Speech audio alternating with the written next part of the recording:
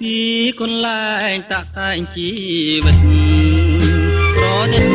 ស្នេហាថ្ងៃនេះខ្ញុំលាទៅទាំងទឹកភ្នែកអំណាចនេះប្រាំវណ្ណៈបំបែកកាយបានចំណាយទុំសោកក្រំគ្រា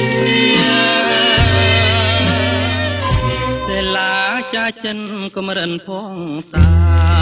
ងតំណាងភក្តីព្រះអង្គនិស័យចាចោលវាសនាទ្រង់ត្រូវពីរុនធ្ងន់ណាស់អបមាអម្ចាស់កម្ពីប្រហាខ្ញុំទៅទាំងមេមានគុណ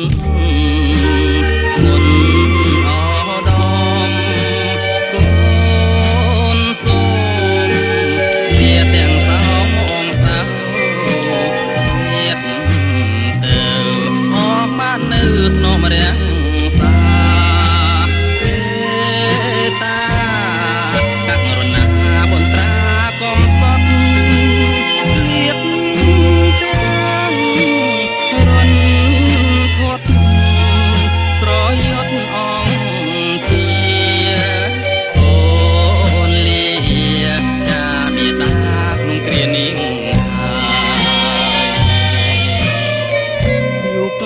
កំណាយសែនកាយឬស្យាប្រហាជីវិតក្នុងភូមិងឹតអត់យល់ក៏ត្រាយអមកអង្គខារាមេតាស្រីខ្លាយព្រាមសូមគៀកាយជាខ្នាយ